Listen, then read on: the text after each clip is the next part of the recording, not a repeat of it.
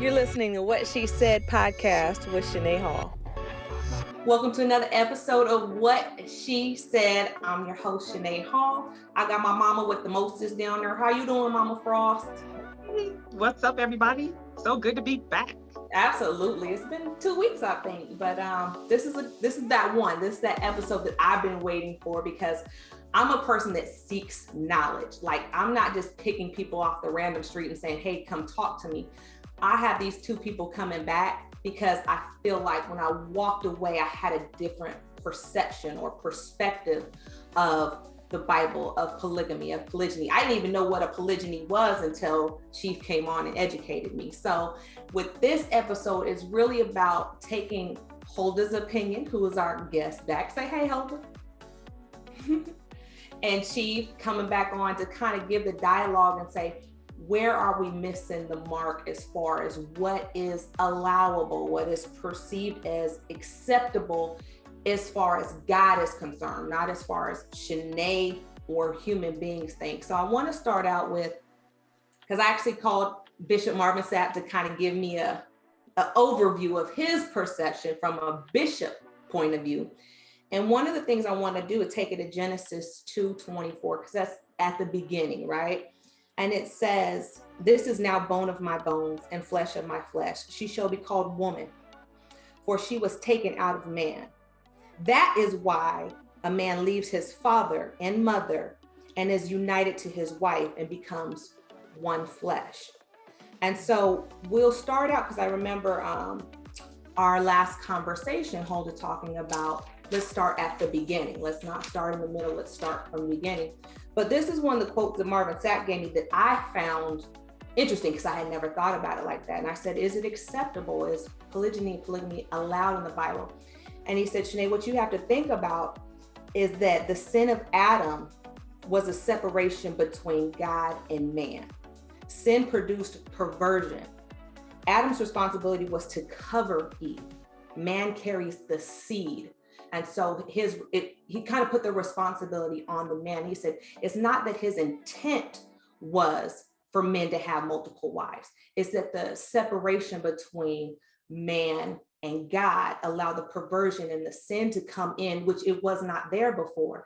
And that transcended into things that was going on, whether it was with King Solomon or King David or all the men after. It's just like, this happened. Not that it was acceptable, but that it didn't start out with God's intent for him to have multiple wives, or he had made him multiple wives, but the perversion of the separation is what caused, this to happen in the Bible. And even I think I thought about it as, for us as people now, it's not that God cast us out because of our sins. I guess that's why Jesus came and had to die for our sins, because it transitioned.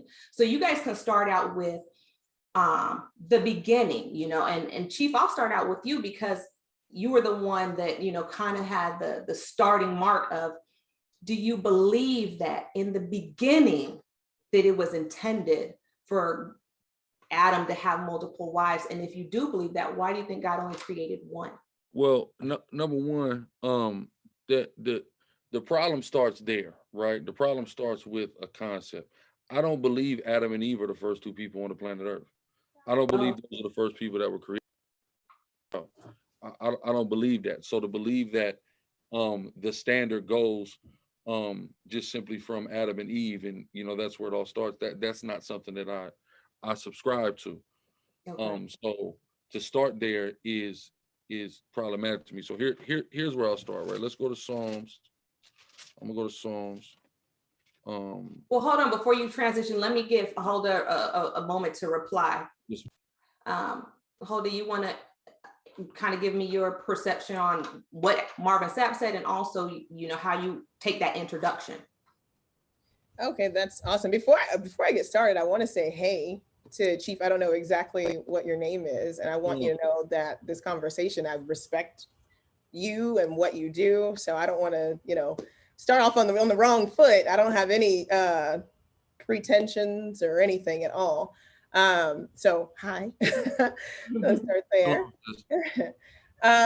But in regard to what is said by Marvin Sapp, that's a good place to start. I always feel like the beginning is a good place to start. And the reason why is because that's what we have. That's what we have there. And my area where I would operate from is using the original language. When a person tells me, okay, I don't believe that, then I want to know where there is there a discrepancy.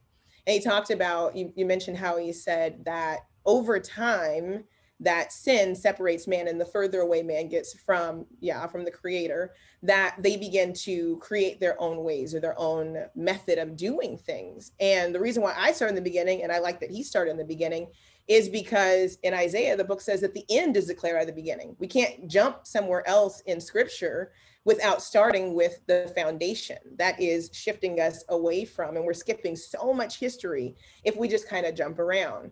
And so where I find my area of interest, I won't even call it an area of expertise, is looking at the original language. So I would even start at Genesis 2, because that's too far. I'm in Genesis 1.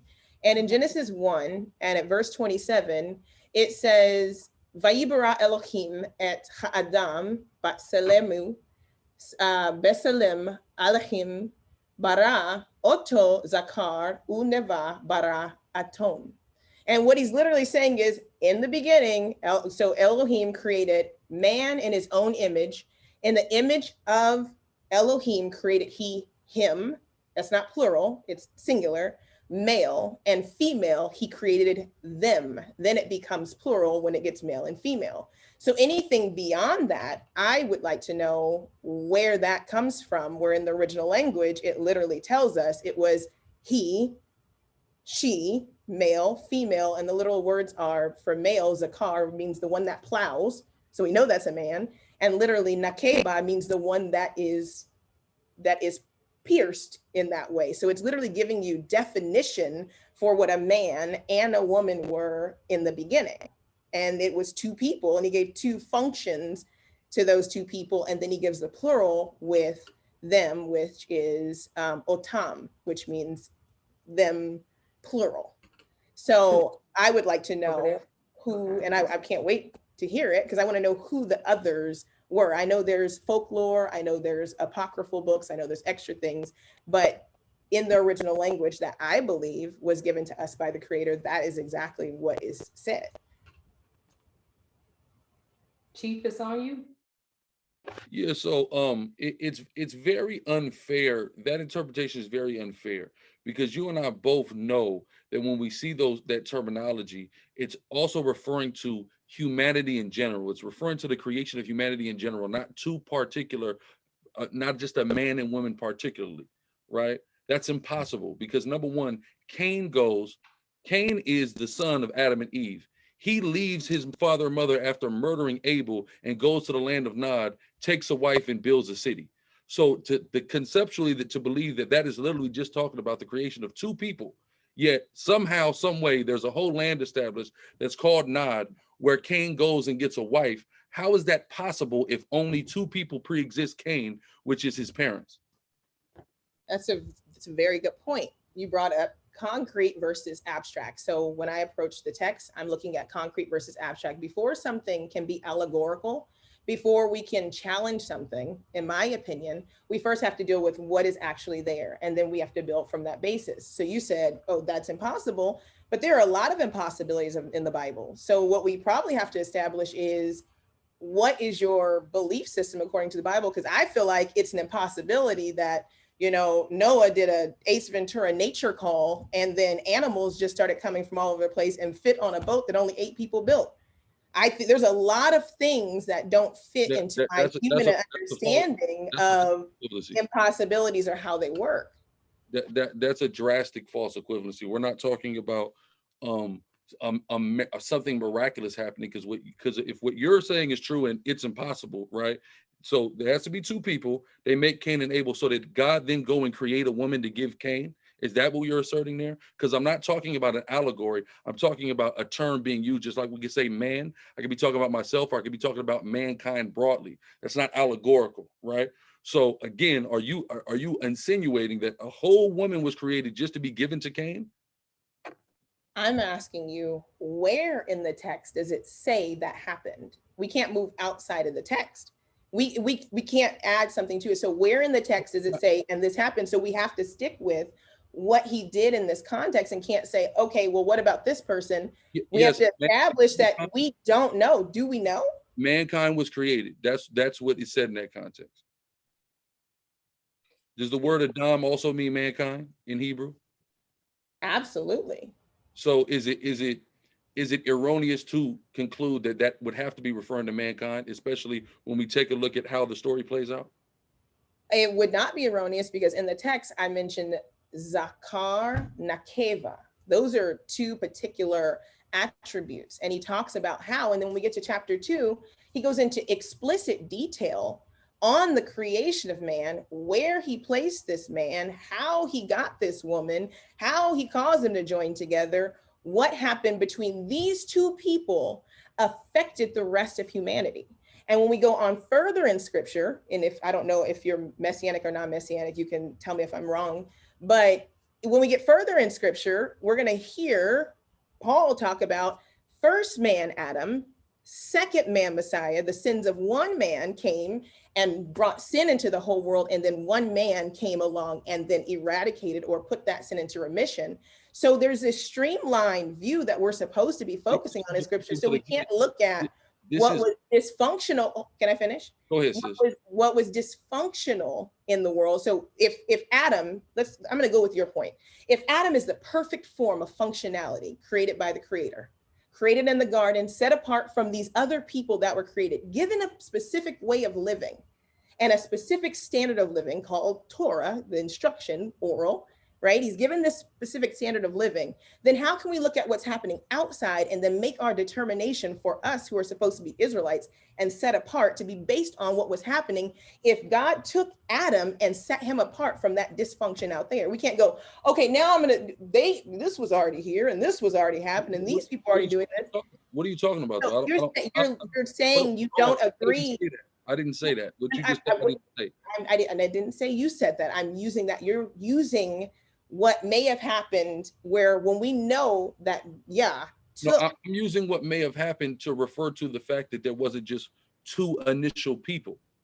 That's what I'm talking about. So the point that you said is a point I agree with, that Adam was separated from dysfunction and everything going on and set apart and given instructions. That's what I agree with. That's the whole point that I'm making. Not that I'm using justification on something somebody else may have did to justify my belief in a practice. That's not what I'm saying at all. No, I'm saying we're bringing in what happened on the outside when the perfection of one man and one woman continuing a particular bloodline, right, is where we're focusing. That's where we're focusing on, go ahead. I think, Huldah, what he's saying, and I kind of got to agree because it has, I think, and Chief, correct me if I'm wrong, but you're basically making it make sense. Like it sounds like you're filling in the blanks, like it got to make sense. So if Adam and Eve are here or Shanae and Chief have a baby, so we got a baby, but the baby goes off and gets married, but we the only two here,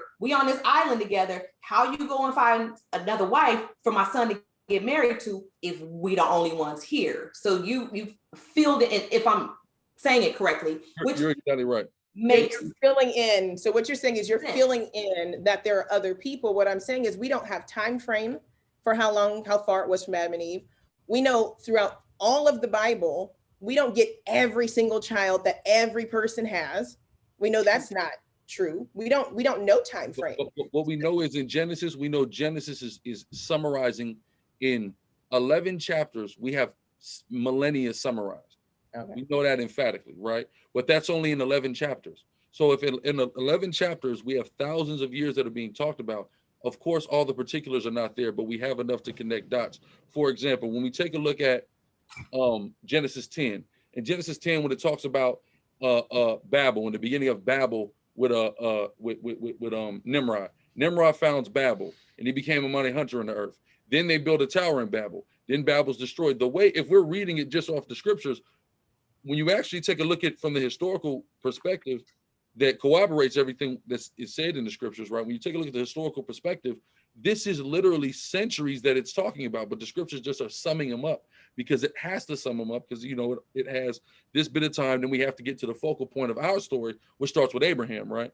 So we're summing these things up. So everything may not necessarily be there, right? But we can connect the dots with what is there. That's all I'm doing. Okay. Can I interject here? Can you guys hear me? Yes. Mama.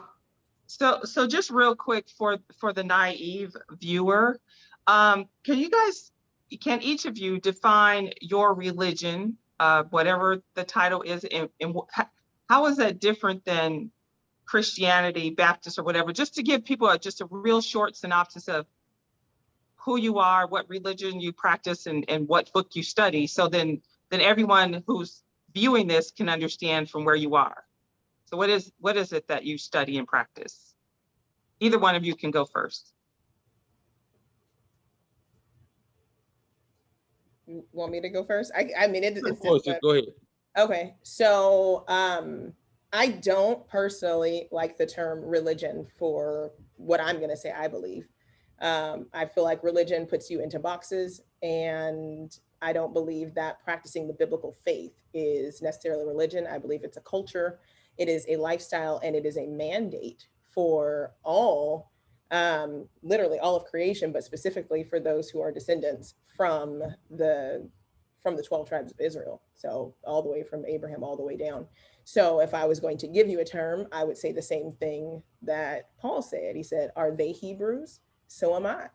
Are they Israelites? So am I. And he uses that term. So following in the faith of Messiah and walking behind him, then that's who I am.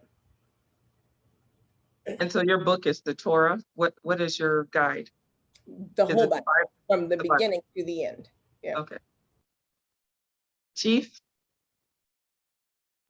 Yeah, I mean, you know, what she said is, you know, she pretty much said the same thing that I would say. We wouldn't necessarily call it a religion. We would refer to it as a culture. We're practicing a culture. We believe it's a culture of our ancestors, being, you know, the descendants of the 12 tribes of Israel. So we're practicing a culture, and the instructions from our culture, you know, they begin in the Torah, you know, but we have the whole Bible here that gives us wisdom, that gives us our history, that gives us prophetic words from God, etc. Okay. Thank you. So Deuteronomy 17:17, and we had talked about it before, Chief, when we were talking about King Solomon and I think King David, and we talked about them having multiple wives or whatever. And it says, I'm starting at 16, the king, moreover, must not acquire a great number of horses for himself or make the people return to Egypt to get more of them. For the Lord has told you, you are not to go back that way again. He must not take many wives, or his heart will be led astray. Then he goes on to don't accumulate large amounts of gold and silver. But I read that, and I guess it's all a subject of interpretation of how you perceive the word many. But to me, that says don't take multiple wives. And he specifically talks about a king, or your heart will be led astray. One of the things that Marvin said that I found interesting, he said, if you look at every instance in the Bible where there was polygyny, it resulted in chaos. And I think, Huldah, you had mentioned something like that. You were like, look at the outcome of every single one of these situations. So Chief, I just wanted you to chime in on that particular thing where it talks about, because even if you go further into the scripture and it talks about leaders, you know, I don't know if that's a leader as in the king or a leader as in the Bible, but it says that Peter 5:3 says that spiritual leaders are to be examples to the members of the church. And then Hebrew 13 says members are to follow their example, and they're not supposed to have multiple wives, the way that I interpreted it. So we're trying to find a balance of interpretation and reality, I guess, if there's such a thing. Yeah, well, it's very unfair for somebody to say that every instance of polygyny in scripture results in chaos. The chaos that comes from David is not a result of polygyny, it's a result of adultery, right? So he literally sees somebody else's wife, takes her, sets him up to be killed. You see what I'm saying? That's what brings the chaos in David's life. not his other wives. You see, because he was practicing polygyny long before Bathsheba came into the equation, and the chaos wasn't there as a cause of any of that. That comes later. But even when we just Deuteronomy 17, people are starting at 17. We have to look here. Deuteronomy 17, we go to Deuteronomy 17 and even Deuteronomy 18. It is giving rules and regulations for different positions of leadership. So this is not applicable. What's applicable to the king is not applicable for all leaders, right? Because notice when we go here, right? Let's just go to Deuteronomy 17. Okay. And I'll start at, let's see here, verse 9. Let's start at 9, right? Okay. No, not 9. 14. Hold on. Right, hold on 1 second. Just start at 15, actually. Okay. Right? Thou shalt in any 14, my fault. That's it. Okay. When thou art come unto the land which the Lord thy God giveth thee, and thou shalt possess it, right? We're going to Israel, and shalt dwell therein, and shalt say, I will set a king over me, like all the nations that are round about me. So when Israel finally comes to the conclusion that we're going to have a king like all the other nations, because when you look at the history of Israel, first we start with Judges, right? Joshua was the first judge, then we have the book of Judges. But then all of a sudden, when the book of Samuel comes, Israel tells Samuel, who was a judge, we want a king. And that was a whole deal, right? Okay. Now, and the funny thing is, even if we look at this conceptually from the beginning, right, we have, if we're going to go from the beginning for everything, we don't have a king from the beginning, right? And God actually, when Samuel goes to God and says, we want a king, they say, it's okay, they rejected me. Right, but nobody is disputing whether or not if you're non-messianic people will accept King David as the king. If you're messianic, Christ is the king, no problem. But from the beginning, we don't have a king, and even the having a king, God looks at as a rejection of him, right? So if we're going to go by everything from the beginning, right, why don't we do that? People are very selective in that, but let's keep going. I will set a king over me, like as all the nations that are round about me. Thou shalt in any wise set him a king over thee, whom the Lord thy God shall choose, one from among thy brethren. So contextually, it's literally talking about the actual monarch of the nation of Israel. It's not, spiritually referring to leadership, etc., because priests, for example, are leaders. Judges are leaders. Prophets are leaders. And all of that is outlined in Torah, the rules and regulations for priests, for prophets, for judges. None of the other ones say anything about how many wives they can or can't take. With the priests, only virgins of the nation of Israel are they allowed to take, right? But outside of that, it doesn't say they can only have one wife. That's something that's only given to the king. And when we take a look at the history and how it plays out with King Solomon, we can see exactly why, because that's literally what happened. His heart was turned away by his wives, and specifically his strange wives, okay. Right? So just contextually, we can't apply that to everybody. Okay.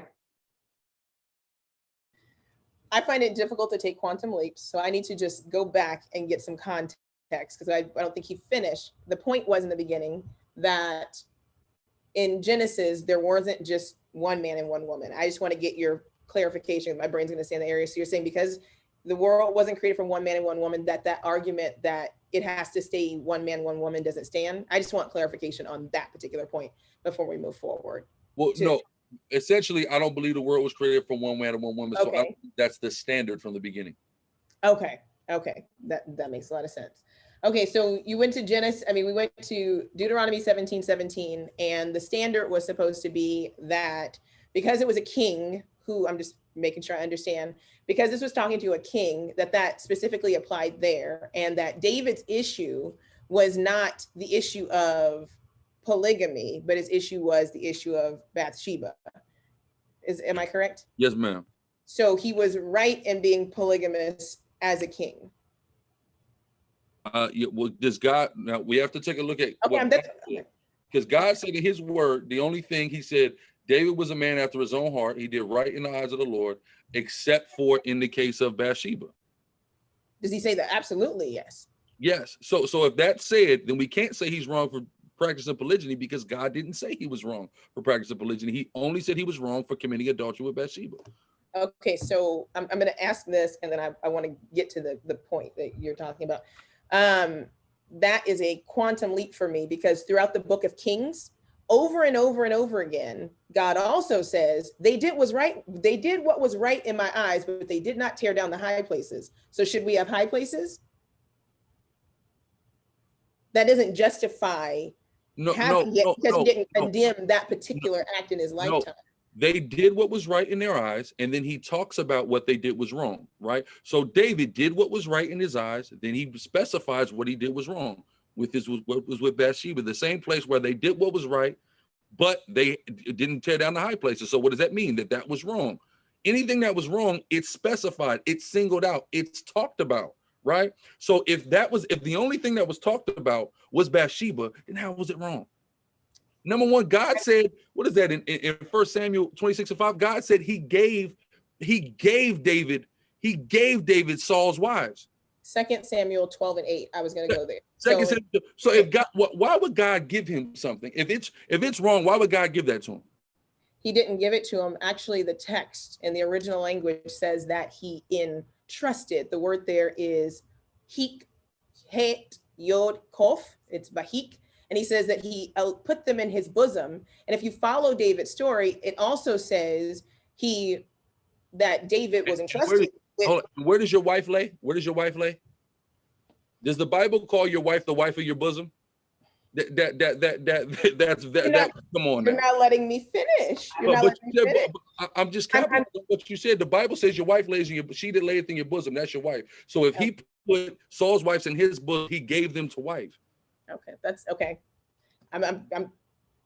That's fine. And that's how we interpret. That's what I want to understand. So you explain how you interpret it and how he's let him stand on. That's his interpretation. That's what we're trying to understand the difference.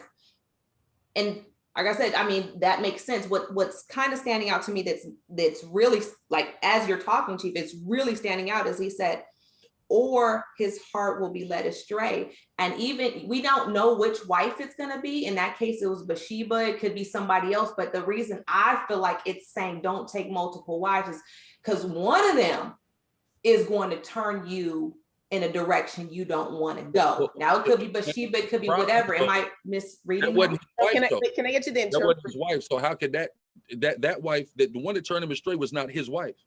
After she became his wife, she didn't turn him astray. That was somebody else's wife. That's where he went astray. So we can't say that because that wasn't the situation. That was somebody else's wife. That made him astray. Okay.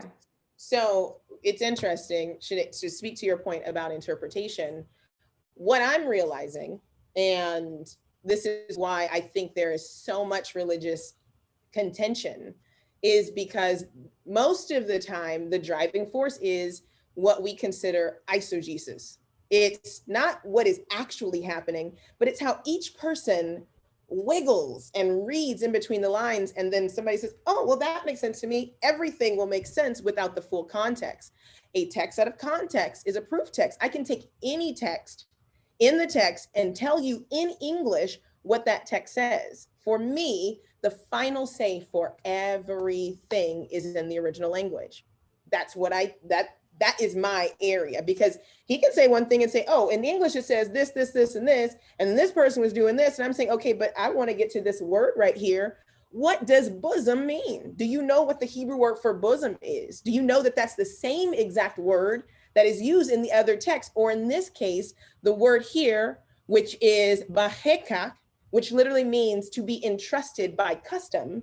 And the custom was that everything that belonged to a particular tribe stayed within that tribe. And if you follow the custom, David explicitly gives all that is Saul's house to Mephibosheth and Ziba. They split it at one point, but he gives it to them. It does not in one place in the Bible say that David slept with any of Saul's wives. It is not in one place that he said, and when they list the children he had, list any children by any of Saul's wives or concubines. So for me, when I look at the text, let me finish. Wives and concubines accounted for. Can I finish the text? So in the text, no, but you can't just when you make an unfair blanket statement, right? I'm going to interject into that. You're going to have to. There's got to be an integrity in what you're saying here, absolutely. Right? All of David's wives and concubines are not named, right? He had many of these things, right? So for you to say, oh, it doesn't mean that because this, and that. Number one, we could take Saul's wives and concubines off the table. He still has wives and concubines outside of them. Where does God tell him he was wrong? That's okay. The question. So Okay. I I'm agree going to with give you him. first. I agree I'm going to with give you First Chronicles 3, Okay. which lists David's descendants, and it lists his 7 wives. So we'll start there, and it also lists by name, if you go throughout the Bible, who were his concubines or handmaidens. So if there's others that are just floating where the text is silent, the student of the Bible should also be silent, is my opinion. That's my opinion off the top for that. So then where you ask me, where does it say that he was wrong? My question is going to be, where does it say that it is a commandment that a man can have one? Show me the commandment in the Bible that says, and thou shalt, or you can do this particular thing, because it's not a commandment. You can tell me custom, which I would wholeheartedly agree with you on. A man, first of all, Paul says, all things are lawful for me. They may not all be expedient for me. They may not all be the best thing for me to do. And so my question is, first, in the laws, statutes, and commandments, we have 613 in Torah. We also have mitzvot, right? And we have tradition and culture. Where does polygamy fall? Polygamy, polygyny, does it fall in commandment, thou shalt? Does it fall into permissible, I can? Or does it fall outside of that? If we put it in one of those categories, we may just agree. But my thing is, where are we getting these categories from, right? Like Paul said, if where there is no law, there is no sin, right? So if I don't see a law against something, when I go into the Leviticus 18, for example, or Leviticus 20, when I'm getting my instructions from my creator on what sexual practices are wrong, right? It's not in there. I don't see that as condemned. So if I'm not told that I can't do it, then I can do it, right? So if, because I'm going to, in Torah, we're not even going to get to it. In Torah, doesn't say that a woman can't sleep with a woman. Find that for me. So can a woman sleep with a woman? Well, just like we know in a masculine culture, right? In a masculine language, like you talk about, right? When it talks about man or mankind, and it talks about it in the broad sense, women are a part of that, right or wrong? Are women a part of that? If women are in the audience that is being spoken to, then culturally, if one man is in the room, then it's speaking to everybody. But then there are also laws that are specifically designated for men, and they're specifically designated for women. So I'm in that context, yes. Exactly. So that's what I mean. So then if that's the case, then we have to look at 2 verses. We're gonna look at Exodus chapter 19, verse 6. Exodus chapter 19, verse 6 is the first time we get the conversation, or I'll use this term, the term, a nation of priests. The nation is called a nation of priests. Most of the time people deal with the Aaronic priesthood. The Bible says in Exodus chapter 19, verse 6, that we are to be a nation of priests, which means that the standard for the whole nation, right, is priesthood. And if you don't agree with me there, it's in 1 Peter 2:9. Peter echoes the same thing. So as a nation of priests, we also have a standard that is above just what we think, what we feel, what Yah didn't say was right or wrong. It's very, very, very high. And so it's not that we should be, I think, necessarily arguing about what you can do or can't do. It's that how close should we be trying to get to the standard, which is what Yah gave to his priesthood? Because before the sin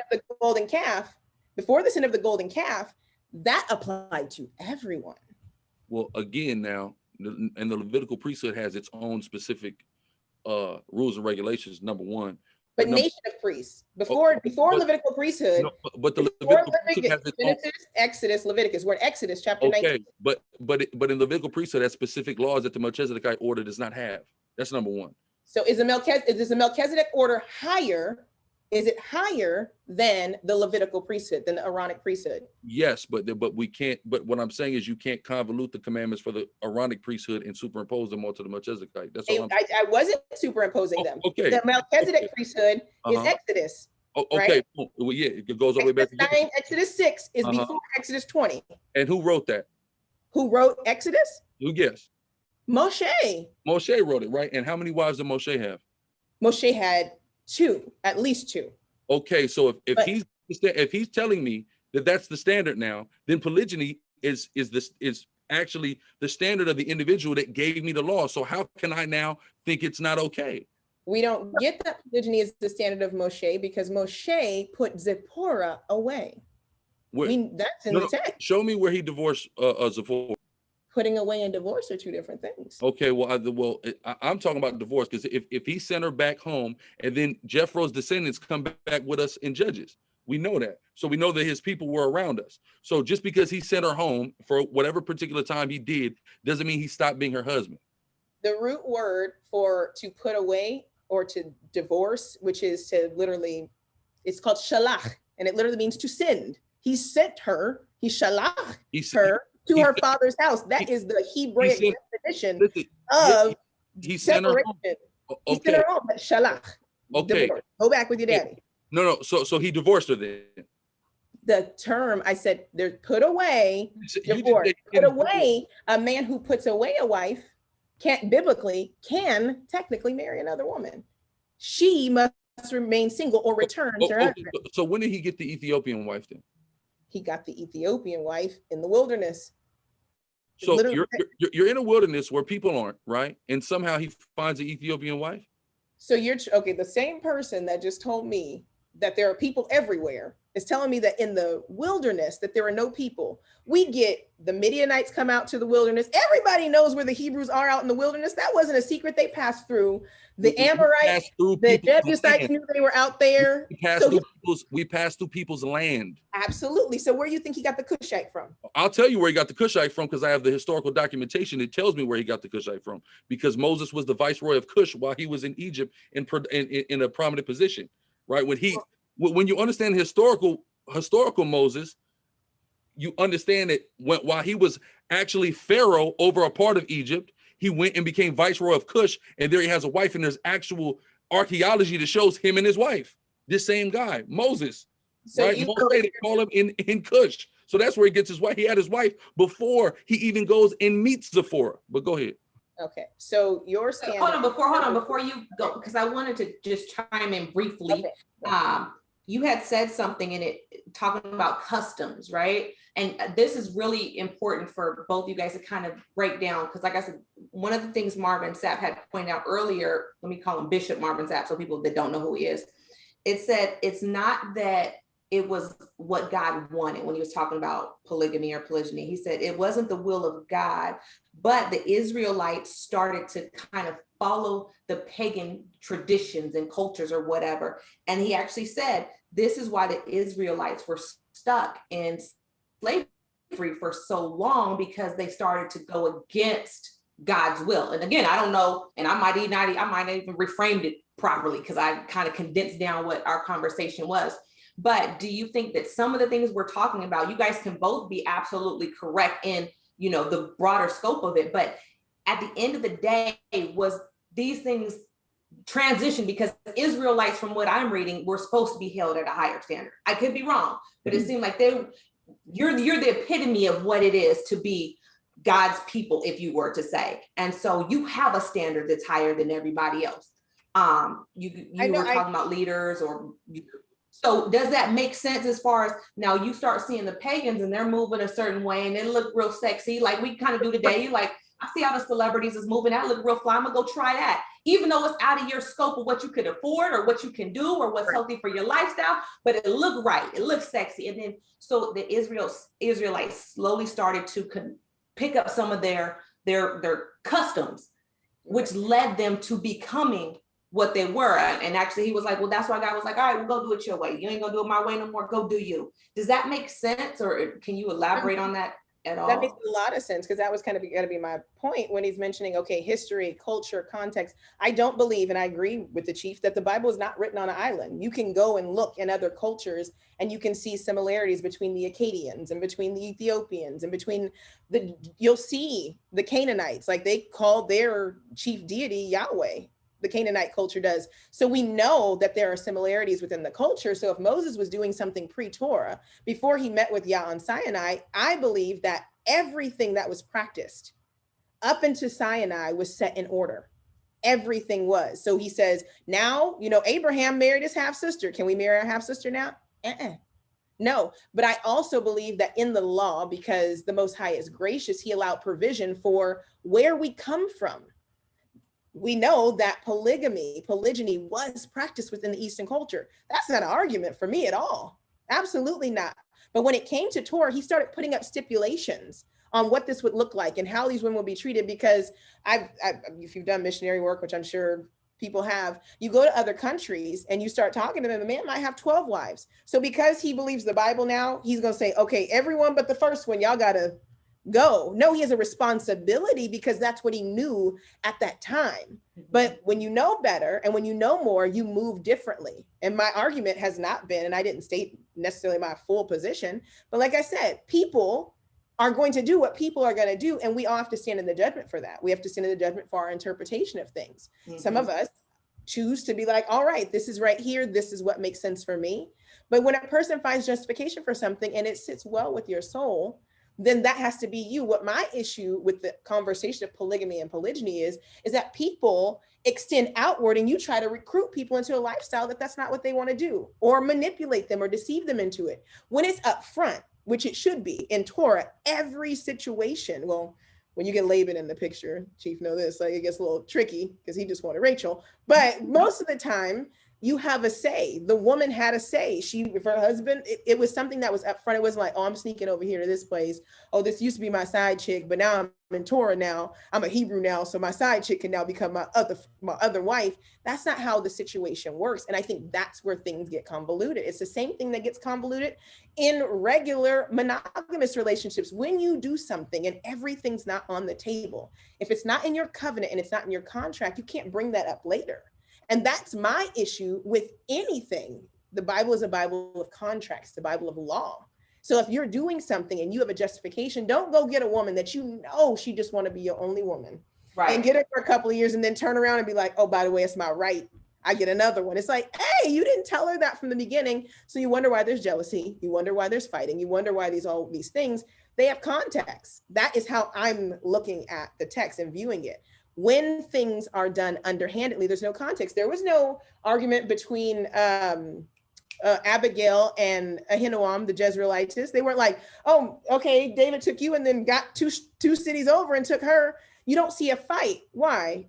Because of David and who he was. He wasn't just like some whoremonger. He get one infraction and the whole world thinks he's just out here like hoeing off women. And that wasn't his vibe at all. There was a lot of stuff that went to the context of him taking Bathsheba. So I'm not saying what a person can or can't do. I'm saying if we're going in, are we choosing, is it permissive?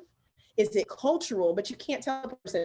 God is saying that in his law, I have to do this. So you have to go along with this. That's what I'm saying. And that's what I respected about Chief Priest off the rip is he was like, well, anybody that's in my circle, or that's in my camp, or that's dealing with me, know what it is off the bat. And I actually did a whole skit, in case you didn't watch it, on how does this work? Hey, mom, you bringing Rhonda to it? And he was like, it definitely doesn't work like that.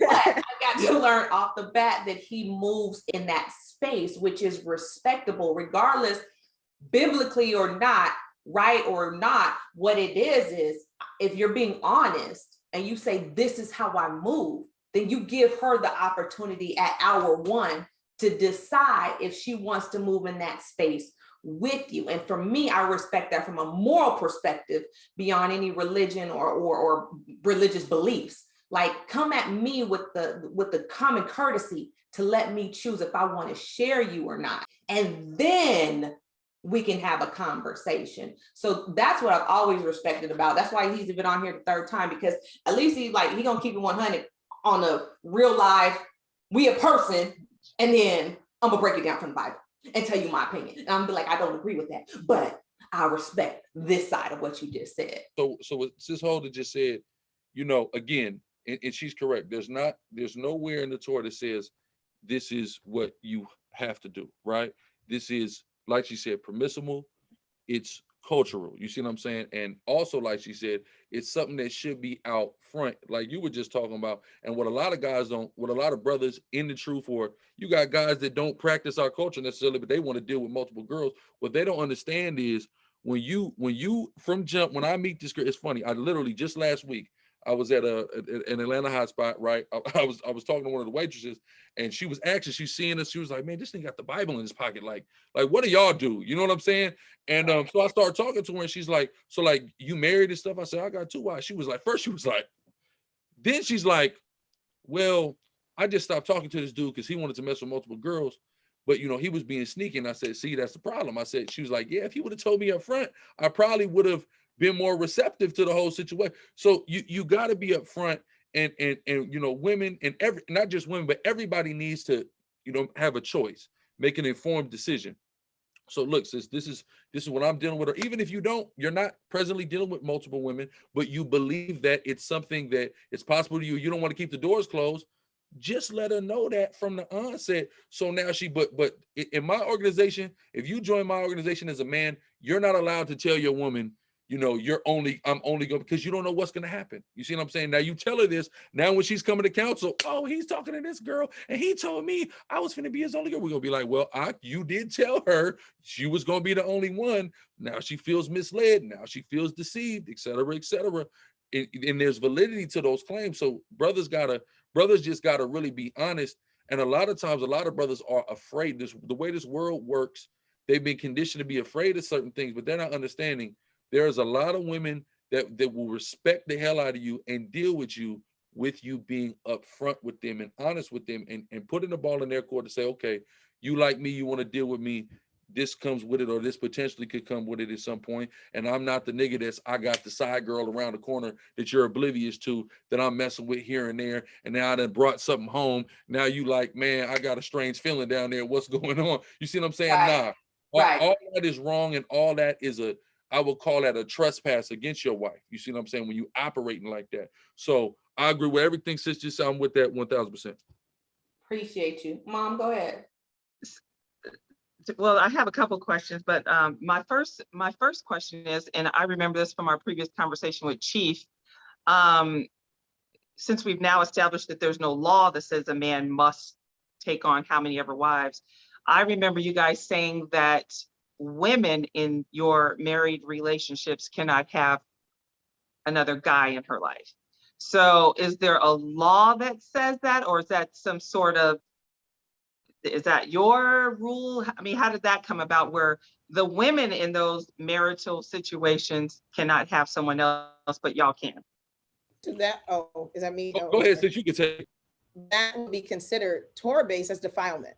That is defilement of the land.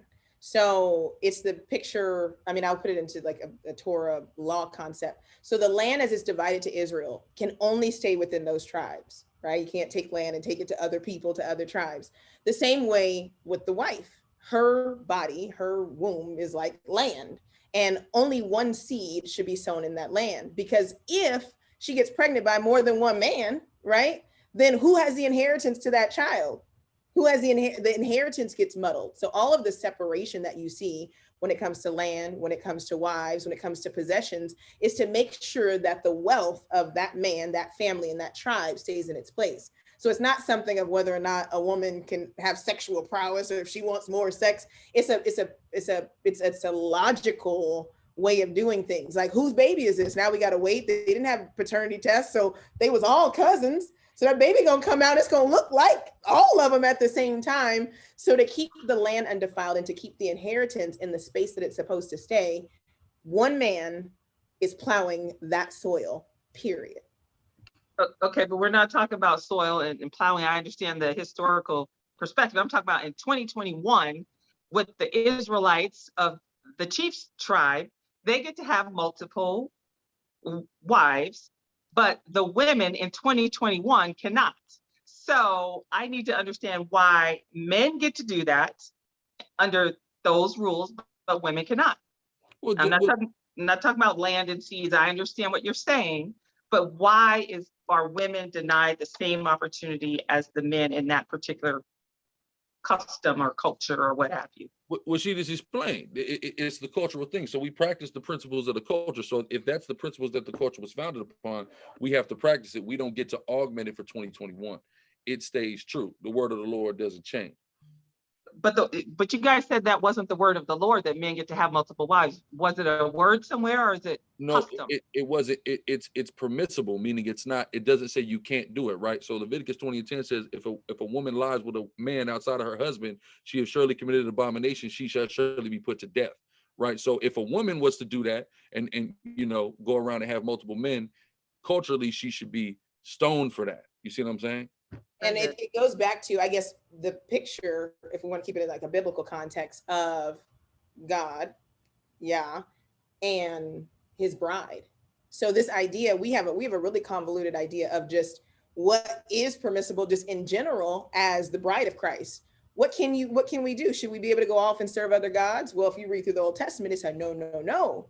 You have one creator and that's who you serve. You can't be, like the Bible calls it, whoring and going and chasing after all of these other gods. It's that same picture where the picture of marriage is supposed to be one unified system with one custom. So when it comes to the law, as we practice, it is one law in the New Testament, one law, one faith, one baptism, one God for us all, in us all, right? So it's that idea of unification to preserve what that is. Now I get it. It sounds like backwards, but also we have a perversion that has happened within our culture moving from then to 2021. And that perversion is, we have been able to have multiple sex partners. We have been able to practice in this particular way. And so we don't have the same original attachment that we're supposed to have to our partners. And so when you talk about laying with somebody, you are like, no, I want to just lay with you. And that's what literally messes up a relationship, when you start laying with all these other people. And I, as a woman, I just want you to be with me. Right. Most women, if we are honest, we want just one man to put it down. That's just how it is. I want this man to do this thing, to learn my body, so that when we get together, he does it right. I shouldn't have to look other places. So if I need 2 men, 3 men to do it, it's like Build-A-Bear Workshop. I don't want to Build-A-Bear Workshop.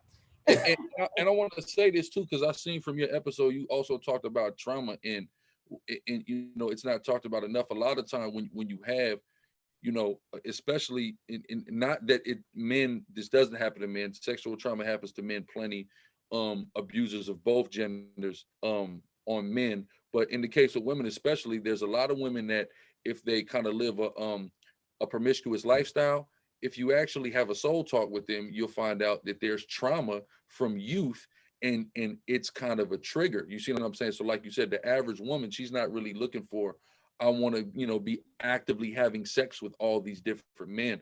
That's not a desire, you know, women are typically, you know, programmed. Right. And to be clear, my intent in asking that question wasn't because I think most women want to have multiple partners. We do not. We just want that one guy to be monogamous and faithful and love only us. That's most of us. My purpose was, why is it different for you guys versus us? But you guys both explained your perspective, so I'll respect that. And you know what, to wrap it up, what this makes me think about is what we talked about earlier when I said, Marvin talked about how the Israelites, who were held to a higher standard, started to look at the pagans and started to transition into their cultural practices. And then you think about, fast forward what the ladies just said, women, we just want that one guy, right? We want that one guy that just loves us to death, that's going to adore us, is going to be faithful, is going to be loyal. But we start looking at their practices. We start looking at the men who are supposed to be the leaders, who are supposed to be what we would consider, the person we want to follow after. And then next thing you know, our habits are now following their habits, almost in the same context. Like, we're looking at something like, well, at least they ain't getting hurt. They ain't getting all caught up. They ain't getting emotional because they got 4 or 5 chicks. And next thing you know, our women are following suit to something that's not what we're supposed to be doing. And now we do got different baby daddies, and we are out here like that. The whole thing like a man concept, you know what I mean, that kind of gets forwarded. But now girls are like, well, these niggas out here doing this, so now I'm gonna do it too. Right. And then that evens out the playing field. But like you said, our bodies are created different. At the end of the day, our spirit is created differently. And I don't know, I'm not a man, so I know men have feelings and they fall in love and all other good stuff like we do. But I feel like our energy and what we want is different. Like, I don't have a desire to have multiple men. I don't have and I'm Shanae, and I can have multiple dudes. They would just be like, I'll come off the bench when you need it. But I'm like, I don't want you to come off the bench. I want my starter to come in and do what he need to do every game. Give me 35 points every game. Right. That is so true. And I guess I have one more question, because I have friends and I know people who practice polygyny. So it's not something that's some foreign thing like, oh my gosh, this is new to me. But one of the things that if you can explain this, because when you deal with this concept of cultivating the best part of a woman, like she is supposed to be able to be in a relationship and blossom, how does that work with more than one partner in a relationship? How do you talk to a woman who has trauma? And if she loves you, how are you healing her? And is this going to cause additional trauma? How do you balance that? And I don't know. Take the time. Yeah, that's a great question. Yeah, it's not a, there's not a monolithic answer to it. It's me personally, as just a leader in general, I've always had to just deal with people. A lot of people, there's a lot of people who are, kind of relying upon me for a lot of stuff. So that's just natural to me to be able to deal with that situation. But you really, and I have to say this as a disclaimer, practicing polygyny is certainly not for every man. There's a lot of men that I know that they probably shouldn't even practice monogamy. Them brothers should really just kind of be by themselves. Be to themselves. And there's sisters like that too. Right. There's sisters like that too. That's like, you know what? I didn't counsel sisters to say, listen, sis, you don't even need to worry about a husband right now. You just build you up. So when you get that man, sometimes we got to build ourselves up. So when we meet that person, we're actually the person we need to be for them. You know what I'm saying? So it takes time, it takes care, it takes attention to detail. And you have to do it because we see in scripture, like this past weekend in class, I'm going over Samuel. We started Samuel in the history. So when you look at Samuel and you see this elsewhere in different polygynous situations, like with Jacob, where there's favoritism that's happening, right? You see God favor the one that you're not favoring, right? As a lesson to you, right? We see this Jacob, when he got Rachel and Leah, like we talked about, he kind of never really wanted Leah in the first place. It was always about Rachel. Laban kind of okey-doked him into Leah. She's the older daughter. She got to get married first, whatever. And, but Jacob, he's into Rachel. That's very clear. He's super into Rachel. He's not so much into Leah. God said, oh, you're not into Leah? Rachel ain't going to have no babies. I'm giving Leah baby after baby after baby. And then Leah come here. Have my handmaid too. Have some babies with her. You know what I'm saying? So you have to, and Jacob, he wasn't really peeping what was going on. Then we see the same thing with Samuel. With Samuel, you have Elkanah, right, who's Samuel's father. Then he has Hannah, which is Samuel's mother. And then he has his other wife, and he favors Hannah. So God closes Hannah's womb. You see what I'm saying? It takes Hannah making a vow to God in order for her womb to be open and her to have Samuel. You see what I'm saying? So it's not for everybody, because you have to be, and I've made it a point to speak on this a lot with speaking on relationships. In the Apocrypha, in the book of Sirach, it says, give not thyself to a light woman.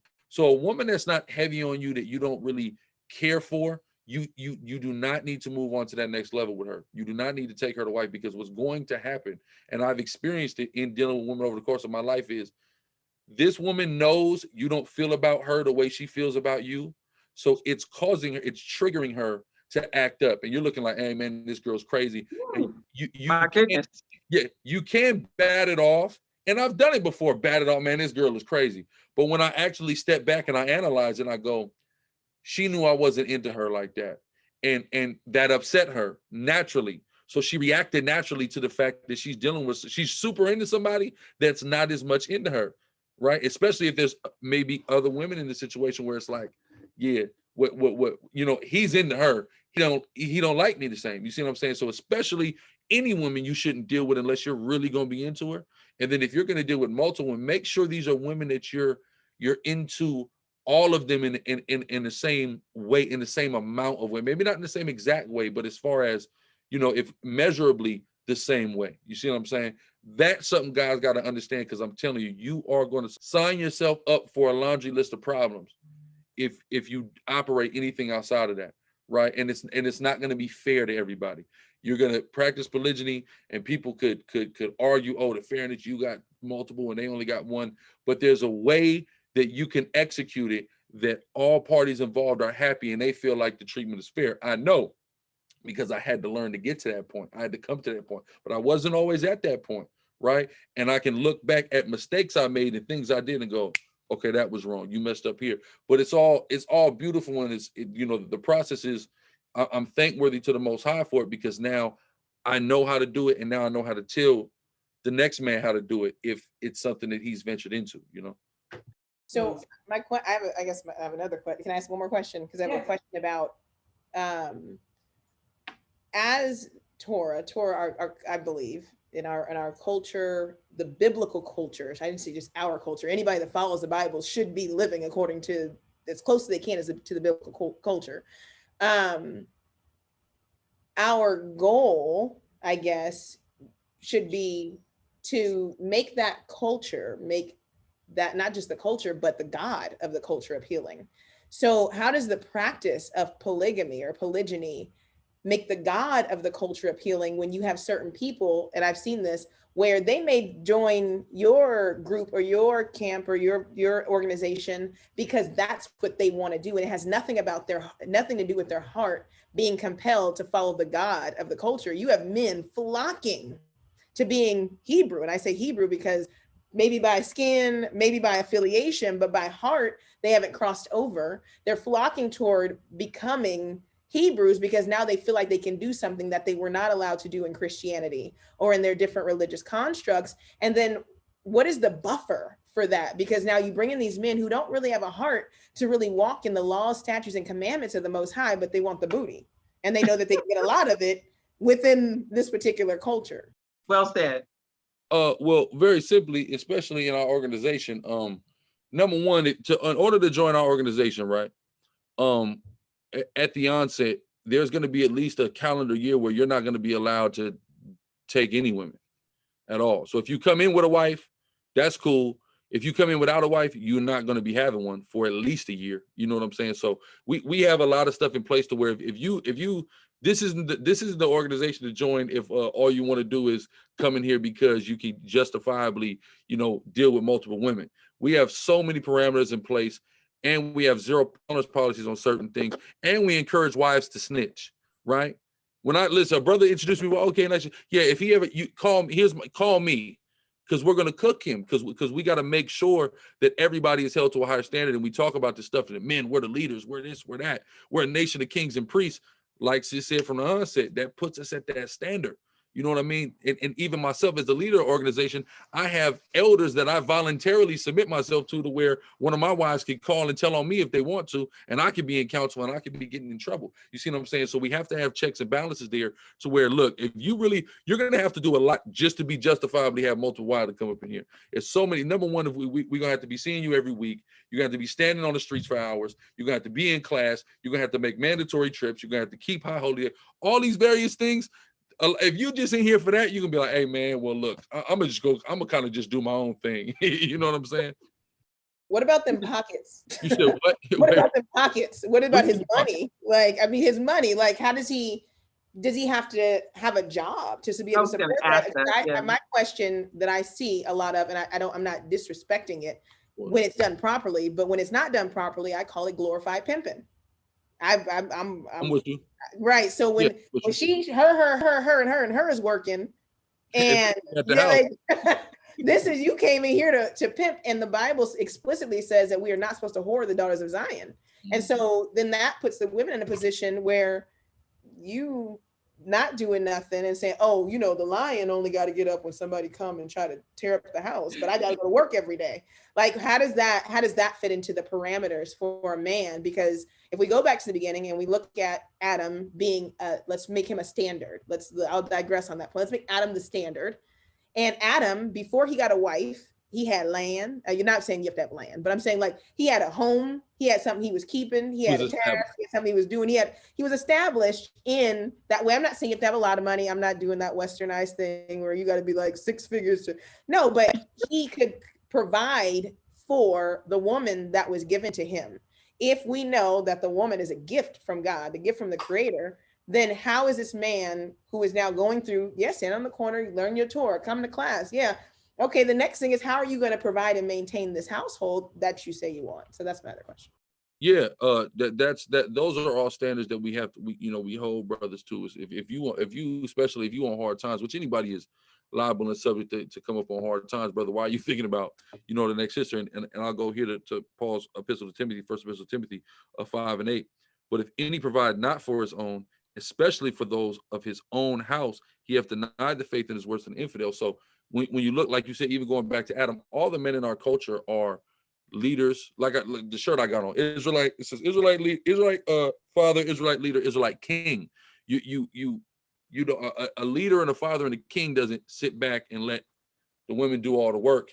And you know what I mean? That's not what happens. A father, a leader, and a king sets an example, is a standard, is a provider, is a protector, etc. Then we go into Proverbs 31, right? And a woman, the virtuous woman, or the able woman, she actually, she may have her own entrepreneurial exploit where she's going and she wants to add to that house, but that house exists, and is established. And she assists that house, but that house already is established by that man that she's joining. So that is something that we're very, we're very vocal about. Awesome. I like that. I like that part. Hilarious, Mom. You funny. Well, let me just say this. You guys have both been amazing. Obviously, this is second time for Huldah, third time for Chief, because we walk away every single time, as you can see from the views and the comments, we all walk away a little more enlightened, a little more open, and a little more aware of how other people think, and that's really what she said is about opening up our minds and having these conversations. We start out on the opposite end and we slowly work our way, and the next thing you know, we laughing and joking. And we like, what? We here. We may not be here with that, but we here with the overall context of how a family should operate and how a man should treat his household and the women in it, whether it's one or two or whatever is agreed upon. So thank you guys so much for joining me again. I'm probably going to make this 2 parts. So you probably gonna see them next week too. But Mom, Huldah, Chief, thank you guys so much. Thursday, 8 p.m. What she said. Take it easy.